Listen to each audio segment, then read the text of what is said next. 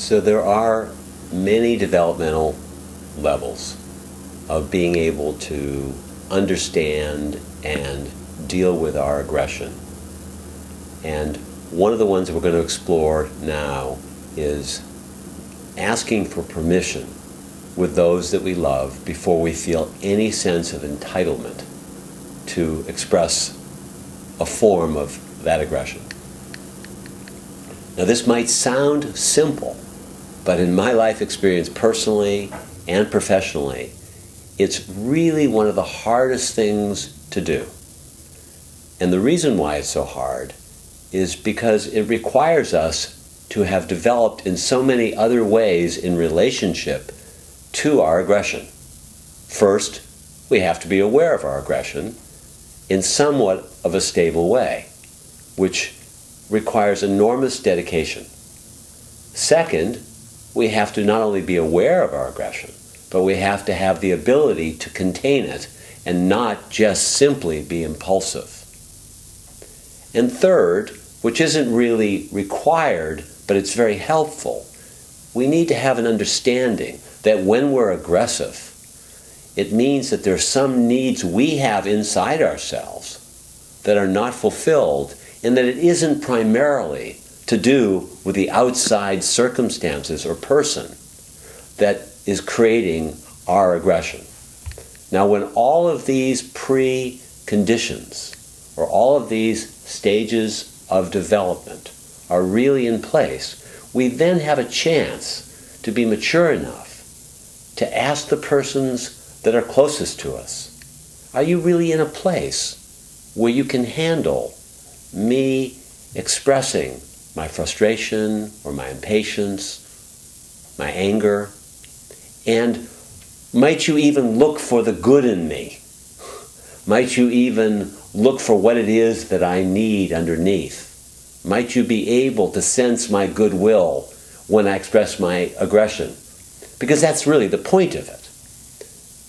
So the question as we're looking at it right now is, can you, the listener, can I, inside me, have a deep enough understanding from my life experience? Can you, from your life experience, that this asking for permission to those that we're closest to is a true key to developing intimacy? It's a sign of respect. It's a recognition through our prior life experience that when we don't ask for permission, that things just don't work out very well. Just take a couple minutes.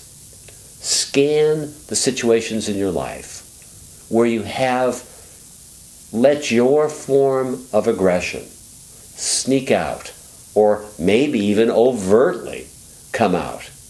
And how did it work out? Did it actually create an intimacy?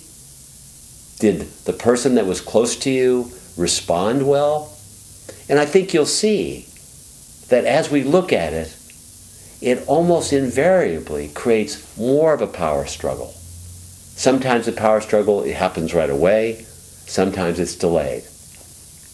So let's just take a minute more and ask yourself, do I have a deep enough insight that this asking for permission to those that I love most is something that I want to dedicate my life to? Am I ready to have this be a part of my spiritual practice, my character development? Have I enough awareness of my own aggression? Have I dedicated myself enough to be able to contain the aggression? Do I have an understanding that this is the way I can get to the pearls and the gold underneath the aggression, the core needs that exist underneath, to where I have the incentive? If the answer is starting to become a yes, let yourself give some reminders, some prayers that are something like this. May I remember to ask you, who I care about, for permission before I express the more challenged, aggressive sides of me. I want to remember to ask for permission before I go ahead and just express where I am. And as we're exploring this further, don't be discouraged if you're only 2% there or 3% there, because that's a very high level of development, because most of us haven't even really entered on the path of being this considerate.